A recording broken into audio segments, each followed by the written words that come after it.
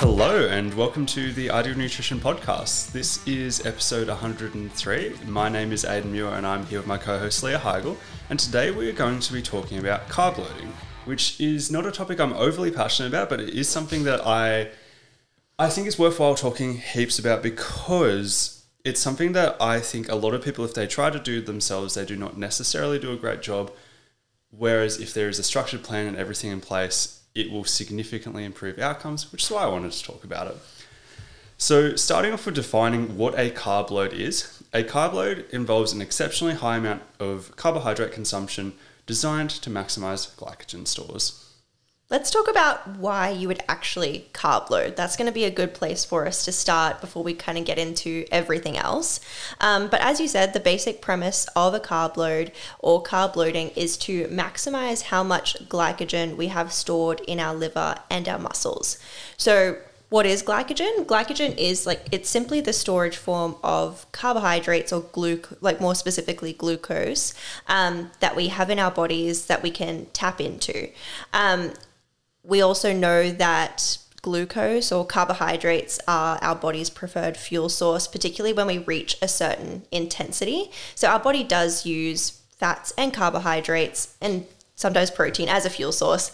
But the higher the intensity of our activity, the more likely our body is to take from more so carbohydrates because it is a more efficient fuel source for our body to use.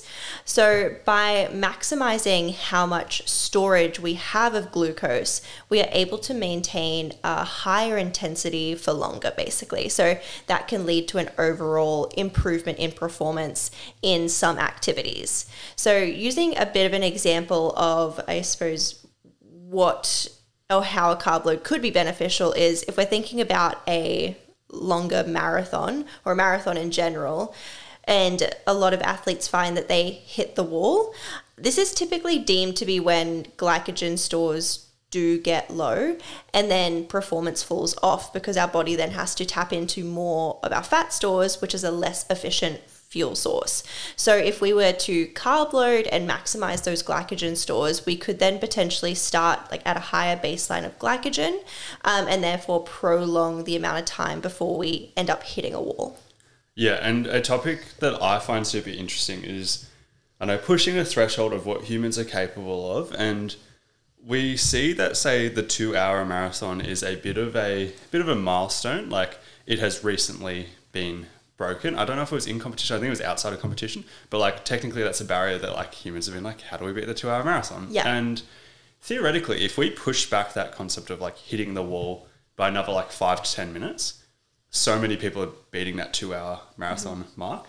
And it's how do we push that back? There's only really two ways. One is carb loading, obviously, and the other is intra-race fueling, having heaps of carbs during the race. And right now it seems like when people are optimizing those things, this whole concept of hitting the wall seems to happen about an hour and a half in. Mm-hmm. It's can we get better than that? I don't know, probably not. But it means if you're not doing those things, you're selling yourself short, basically. For sure. So in terms of how to carb load, there have been quite a few proposed methods. One of the older school methods, which is a little bit more complex than what we're going to talk about, involved doing high intensity exercise to deplete glycogen stores, which would then encourage glycogen supercompensation. As in, you deplete, you have a bunch of carbs, your body's trying to hold on to glycogen even more effectively. It takes you a little bit higher. It actually seems like we can get a tiny bit higher doing that than with other methods, but I don't recommend that. I'll kind of explain why. The current consensus is that carb loading is super simple and you just have 1 to 2 days of really, really high carbohydrate consumption. 10 to 12 grams per kilogram of carbohydrates is the number. Just touching on why that's potentially better than the other version. One simple reason is that the other version hasn't been shown to outperform. It seems to take glycogen levels slightly higher. Let's say you get to 100% with this 10 to 12 grams per kilogram and the other supercompensation method gets to 110%. It just seems like that additional 10% doesn't actually do anything better. Some people made arguments that when people are so stocked up on glycogen that they burn through it really quickly at the start of races. I don't know. It just seems like race times aren't improving. And the other thing is the practical nature of it being if you've just tapered for an event, whether it's a marathon or whether it's any other event, do you really want to be doing high intensity exercise 1 to 2 days out just to deplete glycogen. Doesn't seem very effective. It doesn't seem very effective. So it's like there's so many angles you could look at that from, whereas it's like, hey, let's just have 1 to 2 days of really high carbohydrate intake. Full context, a 70 kilogram athlete would require 700 to 840 grams of carbs to tick that box of 10 to 12 grams per kilogram. And if you don't know what that looks like in food terms, it's a lot. It's a lot of carbs. It's a lot. And something that I don't have research backing this up, but it was a statement I heard many years ago, and it lines up with what I've seen in practice, is that when the average person tries to carb load, they usually have 5 to 6 grams per kilogram of carbohydrate. So when we're looking to get 10 to 12 to optimize things, that's a very different number. And I can see how people fall so short because it's a really high number. Yeah, if you don't know kind of what you're aiming for and what that looks like, you're definitely going to fall short because it seems like an absolute crazy amount of carb-rich foods. Yeah, exactly. Yeah. It seems obscene, but it is what works best. And the final thing on that topic, kind of similar to what I was talking about with the exercise before, but it's like another thing that you kind of need to do while carb loading is tapering your exercise or not really doing anything during the time that you're carb loading, because you don't want to be burning through that glycogen as you're trying to store more glycogen as well. Although it would be very uncomfortable to be doing a lot of exercise while having that many carbs too. It'd be super uncomfortable. So let's talk about who should and shouldn't carb load, because obviously it's not necessary for everyone in every context. But a basic kind of rule of thumb would be anybody trying to maximize performance in infrequent endurance events that are over 90 minutes in length should do a full carb load. So the further you do get away from that description, the less likely you should do a carb load or a full carb load in general. So talking about slightly shorter events, or the more frequently that you're doing them, that you could benefit maybe from a more scaled back version of a carb load, but maybe not a full carb load. And of course, if you're not trying to maximize performance, if that is not the goal, then a full carb load or a carb load in general may not be for you. Yeah, a few examples come to my mind there. Like one of them is the maximizing performance kind of concept. Like, I know, shout out to our friend dietitian Rose, but she put up a post on carb loading and somebody commented just being like, you should specify that this isn't for Sharon doing a marathon to lose weight. And like, firstly, like, who's doing a marathon to lose weight? To lose weight. Like, you're not doing the event for weight loss. But secondly, it's like, yeah, this is just to maximize performance. Like, somebody who's going into an event just to like, because they want to finish, they want to tick off a goal or whatever, but they're not trying to absolutely maximize performance. Does it matter if they get 10 to 12 or if they get 5 to 6 grams per kilogram? Yeah, it really doesn't matter. It just doesn't matter. Yeah, and like I think something also to note is this is not something you do for training. This is really like it does go back to performance, but not performance in training, performance on an event day. On an event, yeah. Which then leads into that second point about the frequency. Like, say we've got an infrequent endurance event above 90 minutes, it's like, we should probably do a full carb load. But say somebody plays soccer/football and they're going for 90 minutes, but they're doing it every week. Every weekend, yeah. It's like, do you carb load, say you play on Saturdays, do you carb load every single Friday, 10 to 12 grams per kilogram? Or do you do a scaled back one of like 6 to 8 or something like that? I think it makes sense to do 6 to 8, even if it's just from that like body composition perspective. Yeah, because you'd probably be over consuming calories potentially, or even just like 2 days of not optimal protein intake. Yeah, that's that's a lot of like a high percentage of the week you'd be missing out on recovery. Yeah. So it has to be balanced with other things. And I'd still look at it being 1 day instead of 2 days, but then it also means if you have a grand final, like maybe you could send it like when it really matters. Yeah, exactly. And if anyone like, I don't know, like some people would be like, oh, you don't need a full carb load to optimize performance in soccer/football. It's like, we do have research showing that on average at halftime, most people are relatively depleted with glycogen. Yeah. But that's because they haven't gone anywhere near a carb load leading up to it. So it's like, this actually does seem to matter and impact performance, but for sure, it's just frequency. So the next thing, just going through some very quick tips as to how to get up to that high amount of carbs and make it easier to achieve this. So the first one is using low fiber, easily digestible forms of carbohydrate. I wish I wrote some numbers down for some maths on this, but something that I think is interesting to think about is that 2 slices of wholemeal bread on average has about 5 grams of fiber and would be about 40 grams of carbs. White bread would have the same amount of carbs, so the same 40 grams, but has about 1.5 grams of fiber for the 2 slices. Mm-hmm.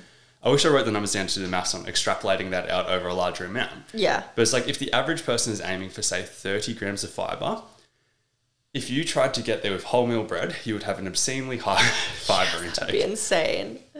And that's not to say what I think would be the ideal scenario is you keep your fiber intake relatively similar to what you normally do, which therefore necessitates you have to be choosing a lot of lower fiber foods so you don't accidentally overshoot that.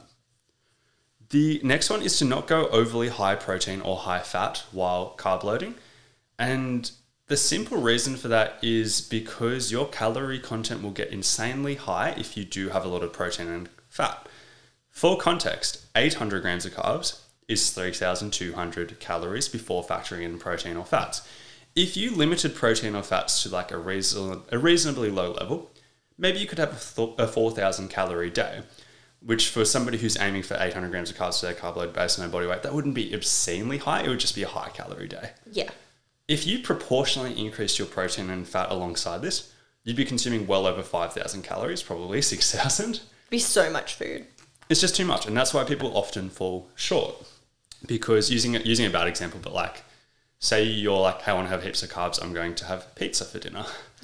Like, that has a lot of protein and fat, and it'll be a lot of calories. The next one is don't be afraid of higher sugar products, because if you try carb loading with, say, 0 added sugar, it could be quite hard to achieve these numbers. I'm not saying make a large chunk of your carb intake coming from sugar, but say if you're aiming for 800, you got let's say 600 grams coming from not added sugar. You could quite easily add another 200 grams coming from sugar. Whereas if you tried to get that next 200 grams from non-sugar containing carbohydrates, it could be quite hard. And the final thing is literally track your carb intake or make a plan. If you do not make a plan or have your carb intake tracked, you will probably get halfway to that number and be like, I've had heaps of carbs. I'm done. Because it's like, it's just hard to get to this number. And if you're like listening to your body and trying to pay attention and everything like that, it will probably tell you to stop before you get to that number. So if you track it, at least you know that you're like, this is what I'm aiming for. This is how hard I need to push to kind of get to that number. Adding a little more context to this, we're going to go through what an 800 gram day of carbs would actually look like on a plate. This is adapted from our colleague Tyler's blog post on the Ideal Nutrition website. So if you want to have a look at it, it is there. Look, this is probably not the most, the best podcast content, but I think for context, it is definitely worth going through what this could look like. So starting with breakfast, that could be 6 Weet Bix, 1.5 cups of skim milk, 1 banana, and 2 tablespoons of honey. That's 155 grams of carbs. Morning tea or snack 1 could look like 600 mils of a full sugar Powerade, a chocolate chip muesli bar, and 100 grams of lollies. That's 133 grams of carbs. Lunch could potentially look like a can of tuna, 1 cup of cooked white rice, 600 mils of orange juice, and 10 Jatz crackers. That's 140 grams of carbs.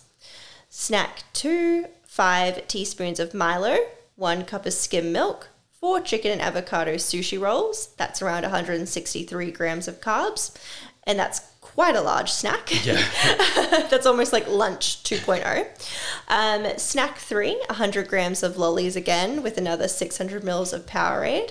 So that's when the kind of added sugars come into it. Dinner could be around 200 grams of cooked pasta with some chicken, 600 mils of soft drink, and 2 slices of garlic bread. That's 143 grams of carbs.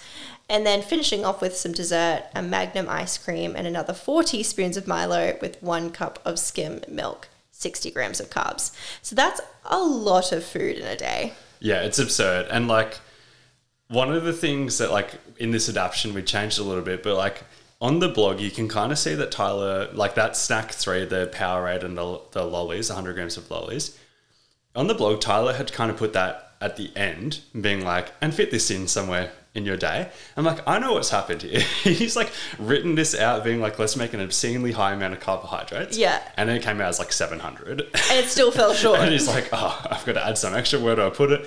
I don't want to add another another I'll just put meal this at the end. Yeah, 100%. So like that is not something you would do, even if you're like, I'm just going to eat really high carb. Yeah. You're not going to do anything close to that likely. Yeah, exactly.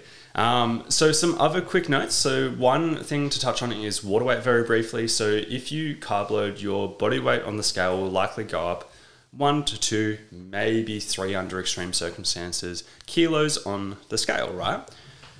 It's not really something to worry about. Some like endurance athletes, or a lot of endurance athletes, are conscious of, oh, if I'm lighter, maybe I will run quicker or whatever, or maybe like if I'm a cyclist, going up hills will be easier and everything like that. But the benefits of carb loading dramatically outweigh this. And the other thing is that it doesn't matter from a body composition perspective or anything like that. Somebody might do a day like this and be like, oh, I've gained 3 kilos very quickly, but it's not body fat or anything like that. Like it is largely water and glycogen and food weight. On that topic with body composition, if done infrequently, this won't matter. Like let's use marathons as an example. How often are people doing marathons? Like how many marathons are they doing each year? Like this isn't going to affect your body composition. It's just 1 or 2 days. It's not a big deal. Another quick thing is GI upset, gastrointestinal distress type situations. So doing some steps like going for lower fiber and everything like that should help with that. If you went for 100 grams of fiber versus say 30, you're more likely to get some GI upset. But if you take the steps we kind of recommended in terms of not having an obscenely high amount of food in comparison to what you might need to get to this amount, and you still run into issues, like say if you do everything right, maybe you could just scale it back to, instead of going for 10 to 12, going for 8 to 10, or maybe going for 6 to 8, scaling it back, because pushing the threshold is always going to be better than what you would have done otherwise. And the final thing to consider is, although I'm talking about it being like, do this the day before or 2 days before, when you wake up for the event the next day, your glycogen stores have dropped a little bit overnight, so you will need a top up in the morning, ideally just to get back to those peak glycogen stores. So ideally for carb loading, it is going to be for those people who are really trying to maximize performance in longer endurance events or events that are kind of stop-start, but for that longer period of time. Ideally, you will have a plan in place, or you'll be counting carbohydrates throughout the day, because it's very highly likely that without a plan, you're not going to reach that 10 to 12 grams of carbs per kilo body weight for that 1 to 2 days prior. But it is very much well worth it for that uptake of maximizing glycogen storage for particular events. So definitely something to be aware of if you are an endurance athlete or doing some events that are longer. This has been episode 103 of the Ideal Nutrition Podcast. As always, if you haven't left a rating and review, we would greatly appreciate that. But apart from that, thank you for listening.